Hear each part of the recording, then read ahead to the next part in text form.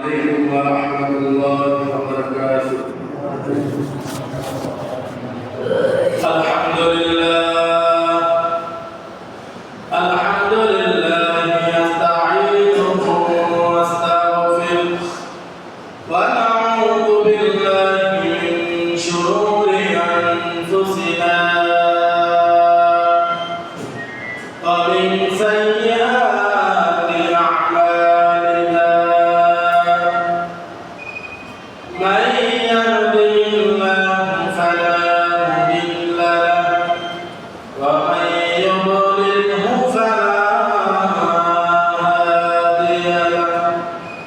ونشهد أن لا إله إلا الله وحده لا شريك له. ونشهد أن سيدنا وسندنا وحبيبنا وحبيب ربنا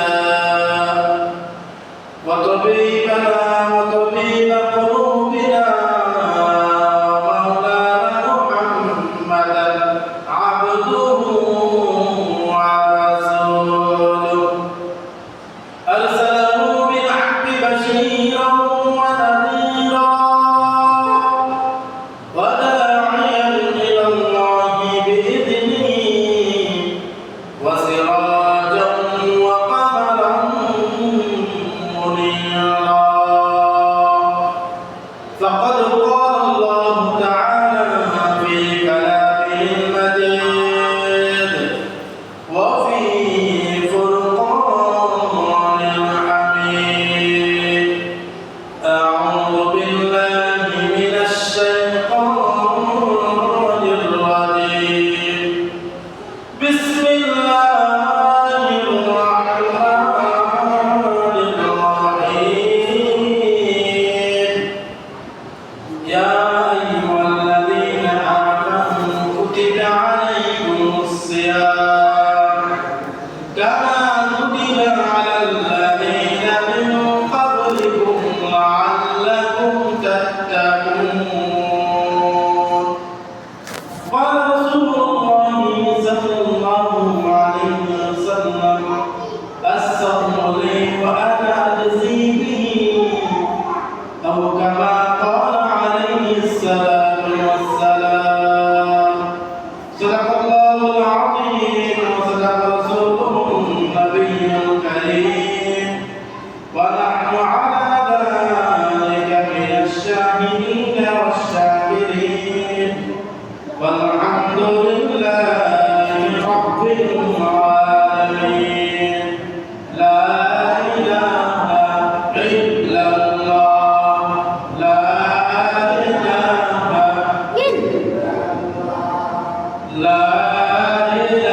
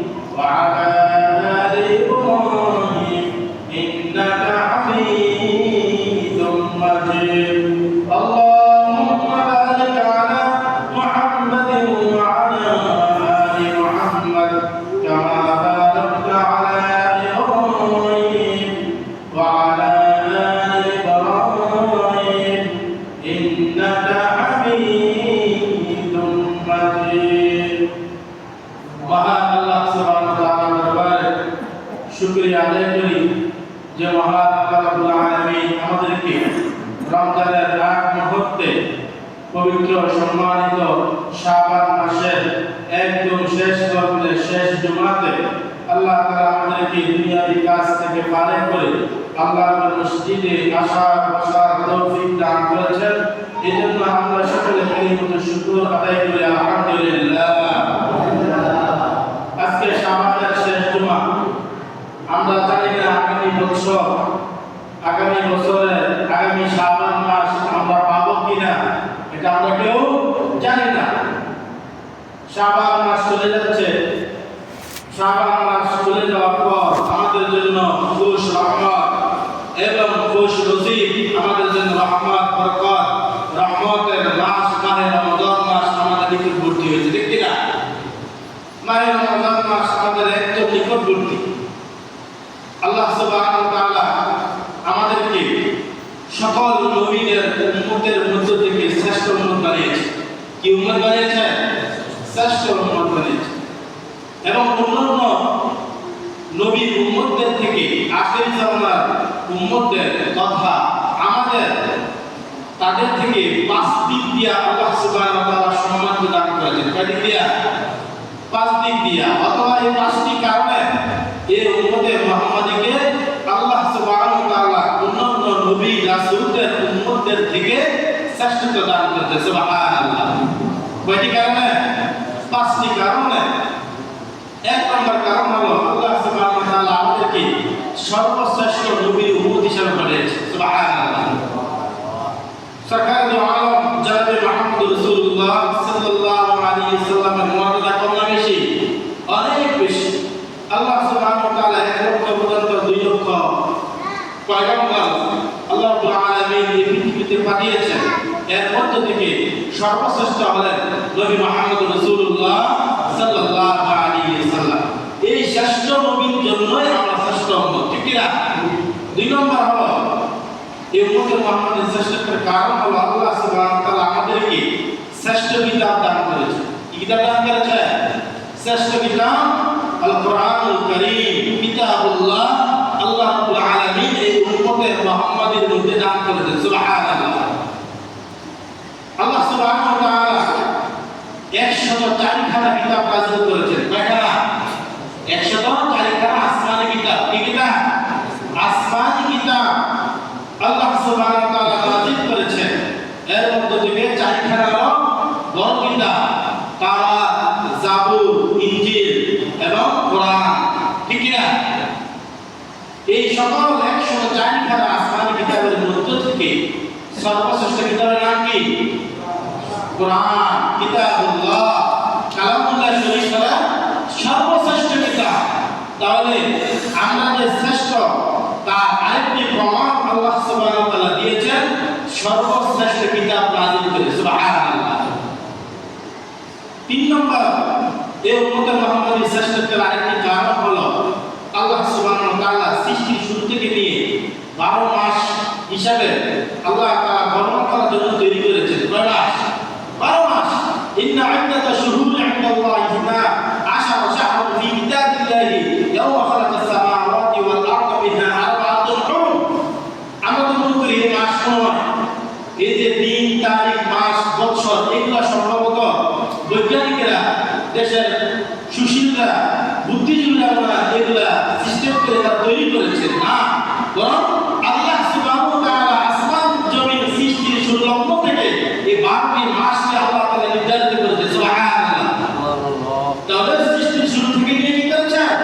আল্লাহ তাআলা এই 12 মাসকে সৃষ্টি করেছেন। এর মধ্য থেকে 4টি মাসকে আল্লাহ তাআলা সম্মানিত করেছেন। আর এই 12 মাসের মধ্য থেকে সর্বশ্রেষ্ঠ মাসের নাম হলো মাহে রমজান মাস। সর্বশ্রেষ্ঠ মাসের নাম কি? মাহে রমজান মাস। রমজান মাস হলো সর্বশ্রেষ্ঠ মাস। তাহলে আল্লাহ সুবহানাহু ওয়া তাআলা আমাদেরকে এই উম্মতে মুহাম্মাদীদেরকে আল্লাহ সুবহানাহু ওয়া তাআলা সর্বশ্রেষ্ঠ মাস দিয়া এই উম্মতদেরকে শ্রেষ্ঠত্ব প্রদান করেছেন। সুবহানাল্লাহ। তাহলে এই উম্মতে মুহাম্মাদীদের শ্রেষ্ঠত্বের কারণ আরেকটি কারণ হলো আল্লাহ তাআলা আমাদেরকে শ্রেষ্ঠ মাস রমজান মাস দিয়েছেন। সুবহানাল্লাহ। 3 নম্বর 4 নম্বর হলো আল্লাহ সুবহানাহু ওয়া তাআলা আমাদেরকে শ্রেষ্ঠ দিন জুমার দিন দিয়েছেন। কি দিন দিয়েছেন? কি দিন দিয়েছেন? আল্লাহ সুবহানাহু ওয়া তাআলা জুমার দিন যেটা অন্যান্য নবীর উম্মতদেরকে আল্লাহ তাআলা দেয় নাই। তাই এই উম্মতের মুহাম্মদের শ্রেষ্ঠত্বের কারণ আরেকটি কারণ হলো জুমার দিন। বলে সুবহানাল্লাহ। জুমার দিনের ফজিলত আছে কি নাই? জুমার দিনের ফজিলত আছে। জুমার দিনে বেশি বেশি করে দুরূদ ইস্তেগফার আমল করা, তাড়াতাড়ি নামাজের ভিতর আসা এবং সূরা কাহফ তেলাওয়াত করা, এবং বলা হয়েছে যে এক জুমা থেকে নিয়ে আরেক জুমা পর্যন্ত নামাজ আদায় করবে, আল্লাহ সুবহানাহু ওয়া তাআলা সবিরা গুনাহ মাফ করে দেবে। সুবহানাল্লাহ। এবং বলা হয়েছে হাদিসের মধ্যে এসেছে যে ব্যক্তি সূরা কাহফ প্রতি শুক্রবার প্রতি জুমার দিন তেলাওয়াত করবে, এই এক সপ্তাহ সবিরা গুনাহকে আল্লাহ তাআলা মাফ করে দেবে। সুবহানাল্লাহ। এবং বলা হয়েছে যে ব্যক্তি এই সূরা কাহফ প্রতি জুমার দিন তেলাওয়াত করবে, আল্লাহ রাব্বুল আলামিন তাকে কঠিন কঠিন ফিতনা থেকে, বিশেষ করে দাজ্জালের ফিতনা থেকে আল্লাহ সুবহানাহু ওয়া তাআলা তাকে নিরাপদ রাখবে। সুবহানাল্লাহ। তাহলে জুমার দিনের ফজিলত আছে কি নাই? আছে। এবং জুমার দিনে বলা হয়েছে যে ব্যক্তি তাড়াতাড়ি করে মসজিদে চলে আসবে, যে ব্যক্তি তাড়াতাড়ি করে মসজিদে চলে আসবে, আল্লাহ সুবহানাহু ওয়া তাআলা তাকে একটি উট কুরবানি করার সওয়াব দান করে। সুবহানাল্লাহ। তাহলে একটা উটের বর্তমান দাম কত? 4-5 লাখ, 8 লাখ, 10 লাখ টাকা পর্যন্ত, ঠিক না? তাহলে আমরা যদি এই উম্মতের মুহাম্মাদী সংক্ষিপ্ত হায়াত পাবে, কি হায়াত পাবে? সংক্ষিপ্ত হায়াত। কেমন হায়াত পাবে? আল্লাহ রাসূল সাল্লাল্লাহু আলাইহি ওয়াসাল্লাম বলেছেন, আমার উম্মতের হায়াত হলো এতটুকু সময়, আসর থেকে নিয়ে মাগরিব পর্যন্ত যে সময়টুকু আছে, আমার উম্মতের হায়াত হলো এই এতটুকু পর্যন্ত। আসর থেকে নিয়ে মাগরিব পর্যন্ত কি খুব লম্বা সময়? 12 ঘন্টা থাকে? 6 ঘন্টা থাকে না, একদম সংক্ষিপ্ত। আধা ঘন্টা, 1 ঘন্টা, 1 ঘন্টা 10 মিনিট, 20 মিনিট, ঠিক কিনা? বিশেষ করে 1 ঘন্টা কি থাকে? সময় থাকে। তাহলে আমরা যদি 24 ঘন্টার হিসাব করি, আল্লাহ রাসূল সাল্লাল্লাহু আলাইহি সাল্লাম যে বলেছেন যে আমার উম্মতের হায়াত হলো এতটুকু পর্যন্ত, আসর থেকে নিয়ে, আসর নামাজ পর থেকে নিয়ে মাগরিবের আযান পর্যন্ত, মাগরিবের সময় পর্যন্ত। তাহলে এই সময়টা কি লম্বা? লম্বা না, একদম ছোট সময়, একদম সংক্ষিপ্ত সময়, ঠিক কিনা? আমরা আসর নামাজ পড়তে পড়তে একটু বাইরে হাঁটতে ঘুরতে গেলে দেখা যাচ্ছে যে আবার মাগরিবের সময় চলে আসছে। ঠিক তেমনি ভাবে আল্লাহ সুবহানাহু ওয়া তাআলা আমাদেরকে প্রেরণ করেছেন, আমাদেরকে পাঠিয়েছেন। আমরা মনে করতে চাই 60-70 বছর মনে অনেক লম্বা সময়, ঠিক কিনা? আমরা মনে ভাবতেছি না যে আমরা দুনিয়া খাওয়া দাওয়া করো, যা যেরকম ভাবে ইচ্ছা চলাচল করো, জীবন যাপন করো, আমাদের কোনো আমরা আল্লাহর কাছে ফিরে যেতে হবে না, আমাদের কোনো আর মৃত্যু হবে না, আমাদেরকে মনে হয় আল্লাহ সুবহানাহু ওয়া তাআলার কাছে জবাব দিতে হবে না। অথচ আল্লাহ রাসূল সাল্লাল্লাহু আলাইহি সাল্লাম বলেছেন আমাদের জীবন একদম খুব সংক্ষিপ্ত, আসরের পর থেকে নিয়ে যারা মাগরিবের সময় আগ পর্যন্ত এতটুকু সময়। তাহলে আর বাকি অন্যান্য নবীর উম্মতদেরকে এত লম্বা বিশাল হায়াত পেয়েছে, 1000 বছর, 1000 বছর, 800-900 বছর, এরকম ভাবে তারা দীর্ঘ লম্বা বছর হায়াত পেয়েছে। আগেকার নবী বলেছিলেন নবীর উম্মতরা তো 100 বছর শুধু জিহাদের ময়দানে কাটাইছে। কিসের ময়দানে? জিহাদের ময়দানে। আর জিহাদের ময়দানে কাটানো কত বড় সওয়াব, কত বড় ফজিলতের কাজ। যে একটি মুহূর্ত, একটি দিন, একটি মুহূর্ত যদি জিহাদের ময়দানে কাটানো যায়, আল্লাহ সুবহানাহু ওয়া তাআলা এর উসিলাকে মাফ করে দেন। সুবহানাল্লাহ। এবং আল্লাহ দ্বীনকে কায়েম করার জন্য, আল্লাহ বিধিবিধানকে, আপনার শরীয়তকে, ইসলামের পতাকাকে উঠিয়ে দেওয়ার জন্য জিহাদের ময়দানে দেওয়া যে গুরুত্বপূর্ণ আমল, যে গুরুত্বপূর্ণ কাজ, ওই গুরুত্বপূর্ণ কাজ বলে ইসরায়েলের উম্মতেরা প্রায় 100, 200, 300, 500 বছর খালি জিহাদের ময়দানে কাটাইছে। তাহলে তাদের হায়াতটা কতটুকু লম্বা ছিল? তাদের হায়াতটা কত লম্বা ছিল? তাদের বয়স কত বেশি হতো? তাদের তুলনায় আমাদের কি? আমাদের হায়াত হলো 30, 40, 50, 60 বছর, 70 বছর। আর বর্তমানে আমাদের যে সামনে যে অবস্থা আমরা দেখতে পাচ্ছি, আমাদের একদম সংক্ষিপ্ত সময়, যুবক ভাইয়েরা একের পর এক আমরা বিভিন্ন পত্র পত্রিকার মাধ্যমে, সোশ্যাল মিডিয়ার মাধ্যমে দেখতে পাচ্ছি যে যুবকদের মৃত্যুর মিছিল, মৃত্যুর সাথে তারা হত্যা করে, যে গতকালকে বাবা ছিল সরাস করে স্টক করে মারা গেছে, আছে কি নাই? আছে। অথচ তার বয়স পাওয়ার কথা ছিল আরো 20-30 বছর, তার 60 বছর বয়সে পাওয়ার কথা ছিল। আমরা মনে করি যে আমরা মনে 60-70 বছর বাঁচি, কিন্তু সম্ভব? আল্লাহ তাআলা যেদিন আমাদের মৃত্যু রেখে রেখেছে, ওই নির্ধারিত সময় আমাদের মৃত্যু হবে, ঠিক কিনা? তাহলে মৃত্যুর পূর্বে আমাদের সময়টুকু কাজে লাগানো দরকার। কি লাগানো দরকার? কাজে লাগানো দরকার। তাহলে এই উম্মতের মধ্যে থেকে শ্রেষ্ঠ দিন জুমার দিনকে আল্লাহ তাআলা দান করেছেন এই শ্রেষ্ঠ উম্মতের জন্য। আরেকটি হলো দুই ঈদের রাত্র। দুই ঈদের রাত্র আমরা মনে করি যে ঈদের রাত্র আনন্দ উদযাপনের দিন, খুশির দিন, গান বাজনার দিন, পার্টি করার দিন সম্ভবত না। কিন্তু হাদিসে এসেছে দুই ঈদের রাত্র খুব গুরুত্বপূর্ণ রাত্র, ইবাদতের রাত্র। আমাদের আকাবের আসলাফরা, আকাবের বুজুর্গের দিন তারা ঈদের রাত্র হলে তারা বেশি পরিমাণে তারা সালাতুল নফল নামাজ পড়তেন, তাহাজ্জুদ নামাজ আদায় করতেন, আল্লাহ সুবহানাহু ওয়া তাআলা জিকির আজকার করতেন, তারা ইবাদতের ভিতর লিপ্ত থাকতেন। তাহলে এই উম্মতের মধ্যে, এই উম্মতের জন্য এই পাঁচটি কারণে আল্লাহ সুবহানাহু ওয়া তাআলা শ্রেষ্ঠত্ব দান করেছেন। এই পাঁচটি কাজের ভিতর, পাঁচটি জিনিসের মধ্যে থেকে একটি মাস হলো মাহে রমাদান মাস। একটি মাসের নাম কি? মাহে রমাদান মাস। রমজান মাস একদম আমাদের নিকটবর্তী। সম্ভবত আগামীকাল যদি চাঁদ উঠে যায়, আগামী শনিবার থেকে আমাদের তারাবি নামাজ আদায় করতে হবে। তারপর আমরা সেদিকে রবিবার থেকে আমাদের রোজা আমাদের শুরু হয়ে যায়। আমাদের মাহে রমাদানের জন্য আমাদের প্রস্তুতি কি? আল্লাহ রাসূল সাল্লাল্লাহু আলাইহি ওয়াসাল্লাম নিজে প্রস্তুতি নিতেন মাহে রমাদানের জন্য। সাহাবায়ে কেরামদেরকে সতর্ক করতেন। আকাবির আসলাফগণ, আকাবির বুজুর্গের দিন তারা মাহে রমাদান মাস আসলে তার আগে আগে এক মাস আগে থেকে তারা প্রস্তুতি নিতেন। রোজার মাধ্যমে তাদের জীবন জীবিকা, তাদের সকল কিছুকে তারা গুটিয়ে নিতেন, তারা সংক্ষিপ্ত করে নিতেন। তাদের বড়দের কাজ কারবার না করে তারা মাহে রমাদানের আগেই, রমজান মাসের আগেই তারা কাজটাকে কি করতেন? সমাধান করে নিতেন। তার কাছ থেকে তারা আঞ্জাম দিয়ে দিতেন, যাতে করে মাহে রমজান মাসে যেন বড় ধরনের কোনো কাজ না থাকে, সময়টা যেন অন্য কোনো কাজে ব্যয় না হয়। এই জন্য তারা দিনের কাজে মাহে রমজানের তেলাওয়াতের জন্য তারা রেখে দিতেন, তারা প্রস্তুতি নিতেন। সম্মানিত হাজিরিন, আল্লাহ সুবহানাহু ওয়া তাআলা আমাদেরকে মাহে রমজান মাস দান করেছেন এই উম্মতে মুহাম্মদদেরকে, এবং এক মাস আল্লাহ সুবহানাহু ওয়া তাআলা রোজা পালনের আল্লাহ তাআলা সুযোগ আমাদেরকে করে দিচ্ছেন। এই সুযোগটাকে আমাদের কাজে লাগাতে হবে। আল্লাহ তাআলা বলেন, ইয়া আইয়ুহাল্লাযীনা আমানু কুতিবা আলাইকুমুস সিয়াম কামা কুতিবা আলাল লাযীনা মিন ক্বাবলিকুম লাআল্লাকুম তাত্তাকুন। ইয়া আইয়ুহাল্লাযীনা আমানু, যে হে ইমানদাররা, তোমাদের উপর রোজাকে, কুতিবা আলাইকুমুস সিয়াম, তোমাদের উপর সিয়ামকে, রোজাকে ফরজ করা হয়েছে। কামা কুতিবা আলাল লাযীনা মিন ক্বাবলিকুম, যেমনিভাবে তোমাদের পূর্ববর্তীদের উপর রোজাকে ফরজ করা হয়েছিল, ঠিক তেমনিভাবে তোমাদের উপর ওইরকমভাবে রোজাকে ফরজ করেছে। সুবহানাল্লাহ।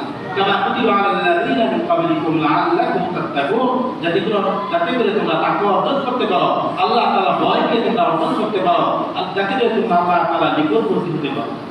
তাহলে রোজা শুধু আমাদের জন্য নির্ধারিত না।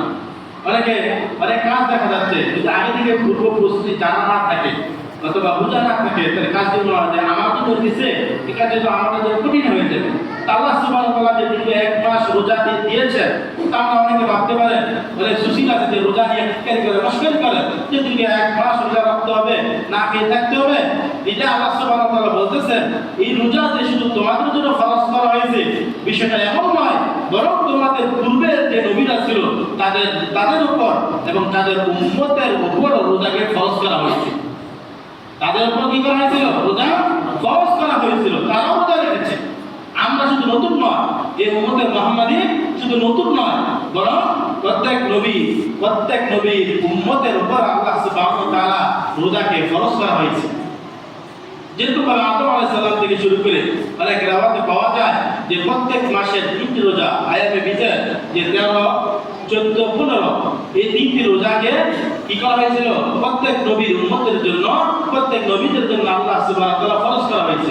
সুবহানাল্লাহ। তাহলে তারা প্রত্যেকটা রোজা রাখতেন, তারা আমল করতেন। আল্লাহ রাসূল সাল্লাল্লাহু আলাইহি ওয়াসাল্লাম কি করতেন? এই মাহে রমজানের রোজা দ্বিতীয় হিজরিতে ফরজ করা হয়েছে।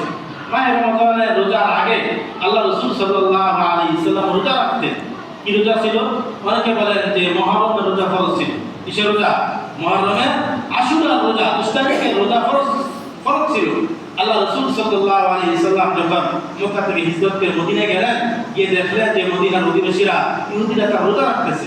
আল্লাহ রাসূল সাল্লাল্লাহু আলাইহি ওয়াসাল্লাম জিজ্ঞাসা করলেন, তোমরা এই দিনে তোমরা কেন রোজা রাখো? তখন বলতেছে যে এই দিন আল্লাহ তাআলা বনী ইসরাঈলদেরকে নাজাত দিয়েছেন, মুক্তি দিয়েছেন, এই জন্য মুসা আলাইহিস সালাম রোজা রাখতেন, এই জন্য আমরাও রোজা রাখি। আল্লাহ রাসূল সাল্লাল্লাহু আলাইহি ওয়াসাল্লাম বলেছেন, মুসা অনুসরণের ক্ষেত্রে আমি তো তোমাদের চাইতে বেশি হকদার। মুসা তো আমার ভাই, কারণ মুহাম্মদ সাল্লাল্লাহু আলাইহি ওয়াসাল্লাম নবী ছিলেন, তার প্রতি কিতাব নাযিল করেছিলেন। মুসা আলাইহিস সালাম আল্লাহর নবী ছিলেন, তার প্রতি কি করেছিলেন? আল্লাহ তাআলা কিতাব নাযিল করেছিলেন। তো মুহাম্মদ রাসূলুল্লাহ সাল্লাল্লাহু আলাইহি ওয়াসাল্লাম বলতেছেন মুসার অনুসরণের ক্ষেত্রে তো আমি আরো বেশি হকদার। তো আল্লাহ রাসূল সাল্লাল্লাহু আলাইহি ওয়াসাল্লাম নিজের রোজা রেখেছিলেন এবং সাহাবা জামাইনদেরকে রোজা রাখতে বলেছেন। অনেক রিওয়ায়াতে পাওয়া যায় যে মাহে রমজানের রোজার আগে এই আশুরার রোজা ফরজ ছিল। কি ছিল? আশুরার রোজা ফরজ ছিল। আল্লাহ রাসূল সাল্লাল্লাহু আলাইহি ওয়াসাল্লাম নিয়মিত এটা রাখতেন। আবার অনেক রিওয়ায়াতে পাওয়া যায় আল্লাহ তাআলা জিলহজ মাসের 10 তারিখে রোজাকে ফরজ করেছিলেন। যার কারণে নবী রাসূলরা কি করতেন? জিলহজ মাসের 10 তারিখে রোজা তারা রাখতেন, তারা পালন করতেন। তাহলে আমরা এটুকু আলোচনা দ্বারা বুঝলাম যে মাহে রমজানের রোজা শুধু আমাদের জন্য নয়, বরং পূর্ববর্তী নবী এবং তাদের উম্মতের জন্য আল্লাহ সুবহানাহু ওয়া তাআলা নাযিল করেছেন।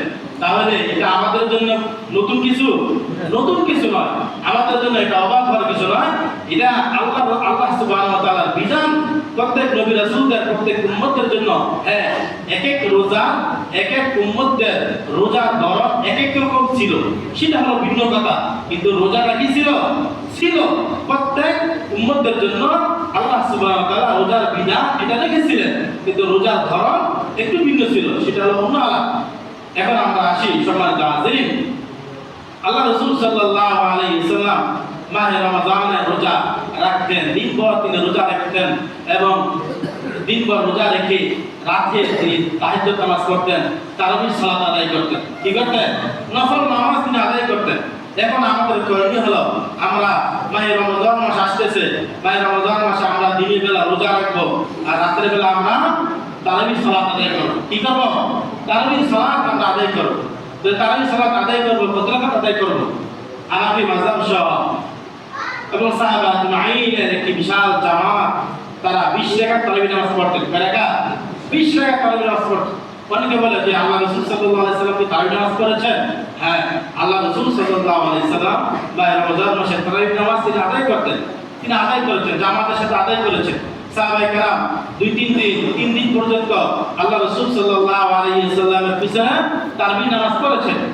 তার নামাজ পড়ে এক সময় আল্লাহ রাসূল সাল্লাল্লাহু আলাইহি সাল্লামের পিছনে নামাজ আদায় করা এটা একটা সৌভাগ্য তারা মনে করতেন। তো তারা একে অপরকে বলতেছে যে আল্লাহ রাসূল সাল্লাল্লাহু আলাইহি সাল্লাম তো তারাবি নামাজ পড়াচ্ছেন। একে সাহাবা একে কেরাম আল্লাহ রাসূল সাল্লাল্লাহু আলাইহি সাল্লামের পিছনে নামাজ পড়তেছেন। প্রথম দিনের তুলনায় দ্বিতীয় দিন আরেকটু লোক বেশি হলো, দ্বিতীয় দিনের তুলনায় তৃতীয় দিন আরেকটু লোক বেশি হলো, চতুর্থ দিন দেখা গেল পুরো মসজিদে নববী লোকে ভরে গেল। আল্লাহ রাসূল সাল্লাল্লাহু আলাইহি সাল্লাম তার হুজরাখানা থেকে দেখলেন, তিনি দেখে আর ঘর থেকে বের হলেন না। উপস্থিত সাহাবায়ে কেরাম তারা অপেক্ষা করলেন আল্লাহ রাসূল সাল্লাল্লাহু আলাইহি সাল্লামের জন্য যে তিনি নামাজ পড়াবেন।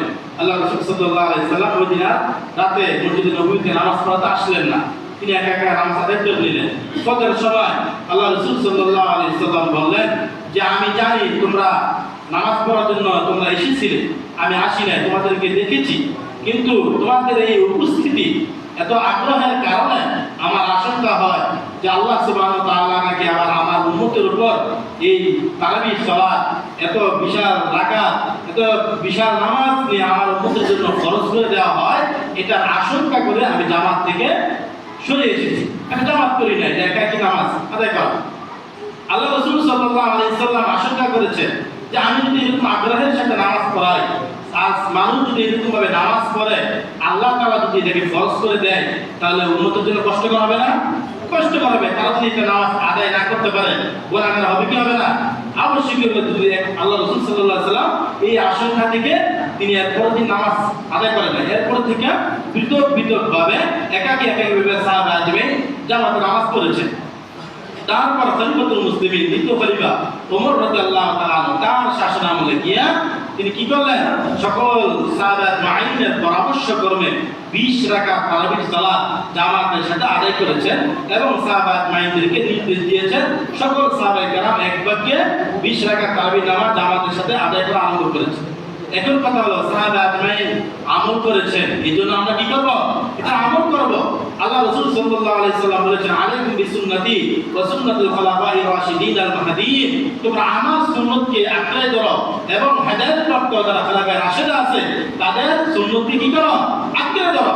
তাহলে ইসলামের দ্বিতীয় খলিফা ওমর রাদিয়াল্লাহু তাআলা আনহু যদি 20 রাকাত তারাবি নামাজ আদায় করতে পারেন এবং ওই সময় সকল বড় বড় দলিল কদর সাহাবীরা জীবিত ছিলেন, তারাও যদি নামাজ আদায় করতে পারে, তাহলে আমাদের 20 টাকা তারাবি নামাজ আদায় করতে সমস্যা কি? কোন সমস্যা আছে? কোন সমস্যা নাই। কারণ আল্লাহ রাসূল সাল্লাল্লাহু আলাইহি সাল্লাম মাহে রমজান মাসে এত বেশি নামাজ পড়তেন, রাতে এত বেশি নামাজ পড়তেন। আমরা মনে করি যে রাসূল 8 রাকাত করেছেন, 12 রাকাত করেছেন। রাসূল এত বেশি নামাজ পড়তেন, এত দীর্ঘ নামাজ পড়ার কারণে তার পা মোবারক ফুলে যেত। তার পা মোবারক কি যেত? ফুলে যেত। তাহলে আমরা যদি তারাবি নামাজ 20 রাকাত নামাজ আদায় করি, আমাদের পা কি ফুলে যায়? পা ফুলে যায় না। তাহলে আল্লাহ রাসূল সাল্লাল্লাহু আলাইহি সাল্লাম আর কত বেশি নামাজ পড়তেন। তাহলে আমরা যদি 20 রাকাত নামাজ আদায় করি, কম করলাম না, বেশি করলাম না, আমরা আমাদের অবস্থা থাকলাম, তাহলে আর কোনো অসুবিধা আছে? অসুবিধা নাই। বরং সাহাবাত মাইনদের সুন্নাত, উম্মতের ইজমা 20 রাকাত তারাবি ইনশাআল্লাহ আমরা সকলে জামাতের সাথে আদায় করার চেষ্টা করব ইনশাআল্লাহ।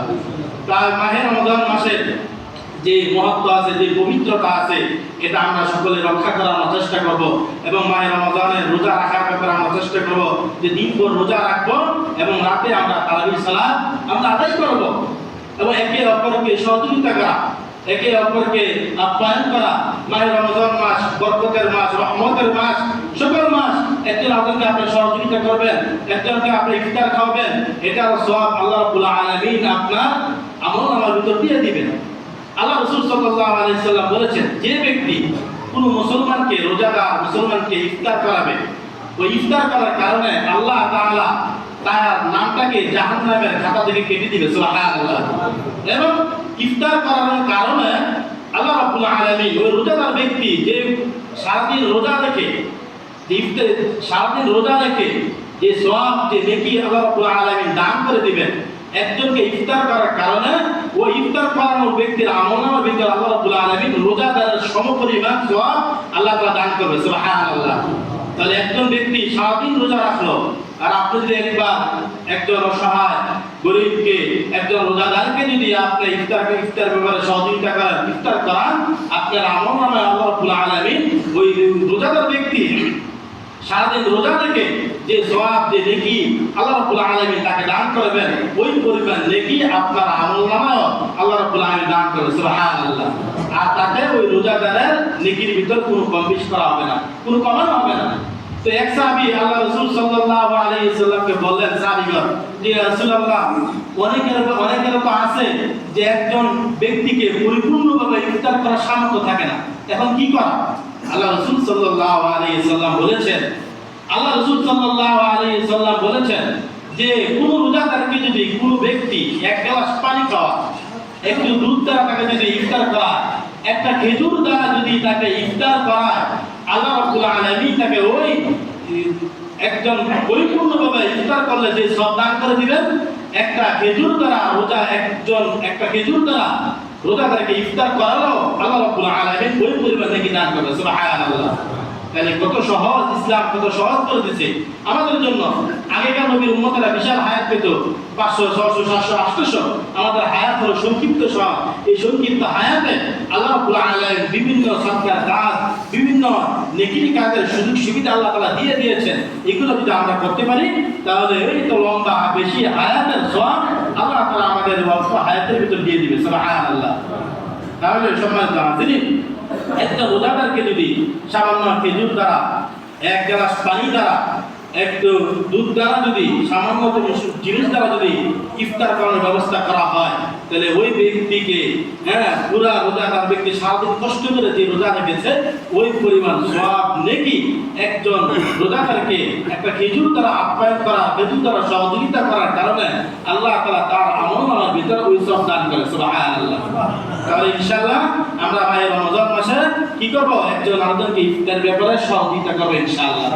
আলহামদুলিল্লাহ, আমাদের আপনাদের পরিচিত প্রতিষ্ঠান বীরতলা কাসিমুল উলুম নুরানী হাফিজিয়া মাদ্রাসা প্রত্যেক বছর আলহামদুলিল্লাহ আপনারা ইফতারি বাবদ মাদ্রাসা তালিবে ইলম ছাত্র ভাইরা, হাফেজ সাহেবরা প্রায় 50-এর অধিক তারা মাদ্রাসা ইফতার করেন। এবং আমরা বছরে একটি বার, আমরা সারা বছর মাদ্রাসার জন্য এই মসজিদে আমরা কালেকশন করি না, আমরা বলি না। এই মাহে রমজান মাস আসলে ইফতার বাবদ অনেকে বলে যে হুজুর আপনি বললে আমরা দিব।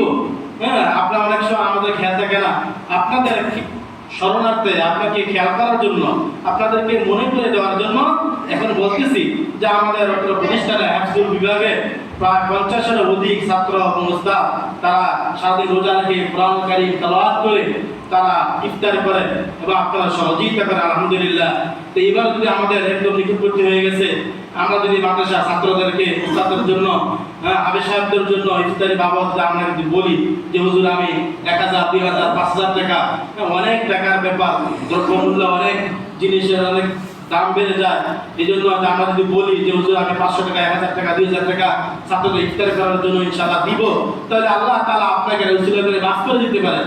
এবং একজন ছাত্রকে যদি একজন রোজাদারকে ব্যক্তিকে যদি ইফতার করে এত সওয়াব হয়, আর যে ছাত্ররা যে হাফেজে কোরআন সব সময় কোরআন কারীম তেলাওয়াত করে, সে ফরজ নামাজগুলো আদায় করে, তারাবির নামাজ আদায় করে, আপনার জন্য দোয়া করে, তাহলে তাকে ইফতার করলে আরো বেশি সওয়াব হবে না?